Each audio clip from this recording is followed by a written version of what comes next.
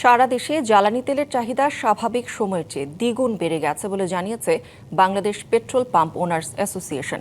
সংগঠনটির সভাপতির দাবি, মানুষের মধ্যে অহেতুক আতঙ্ক বা প্যানিক বাইং এবং কালোবাজারির কারণে এই সংকট ঘনীভূত হচ্ছে। বিশেষজ্ঞরা বলছেন, এই পরিস্থিতি সামাল দিতে প্রশাসনিক কঠোরতা ও জ্বালানি সাশ্রয়ী পদক্ষেপের বিকল্প নেই। সরকারের পক্ষ থেকে জ্বালানি তেলের পর্যাপ্ত মজুত থাকার কথা জানানো হলেও বাস্তব চিত্র ভিন্ন। রাজধানীসহ দেশের বিভিন্ন পাম্পে তেল নিতে আসা যানবাহনের দীর্ঘ সারি এখন নিত্যদিনের দৃশ্য। ঘন্টার পর ঘন্টা অপেক্ষা করেও চাহিদা মতো তেল না পাওয়ায় ক্ষুব্ধ গ্রাহকরা। ফুল ট্যাঙ্কি হইলে আমার 15 দিন 16 দিন চলে যায়, এখন তো দিচ্ছে না। এখন এই ভোগান্তি, মানে আবার শেষ হয়ে যাবে, আবার এই যে একটা টাইম ওয়েস্টেজ হচ্ছে। কোথাও আমি পাচ্ছি না, পুরোটা লাইন আমার রিজার্ভে। আমি কিভাবে চিটং যাব তেলটা না দিলে? তবে পেট্রোল পাম্প মালিকদের দাবি, এই সংকটের মূলে রয়েছে সাধারণ মানুষের অতিরিক্ত জ্বালানি কেনার প্রবণতা। প্রয়োজন না থাকলেও অনেকে বাড়তি তেল মজুত করছেন, যার ফলে সরবরাহে টান পড়ছে। তো সরকারের একটা জিনিস বুঝতে হবে, আপনি সরকারের কাছে তেল আছে, এই তেলটা যদি কতদিনের আছে ধরে নেন আপনি 2 মাসের তেল আছে।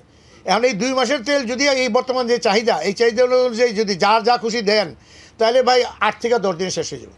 অভিযোগ উঠেছে, এক শ্রেণীর অসাধু চক্র পাম্প থেকে বাড়তি তেল সংগ্রহ করে খোলা বাজারে চড়া দামে বিক্রি করছে। 9 থেকে 10 ঘন্টা সিরিয়ালে দাঁড়িয়ে তেল না পাওয়ার অভিযোগও পুরোপুরি সত্য নয়, এমনটাই বলছেন পাম্প মালিকরা। শিয়া বাটার ও ভিটামিনে সমৃদ্ধ লিলি বিউটি সোপ, তারুণ্যময় উজ্জ্বল ত্বকের জন্য।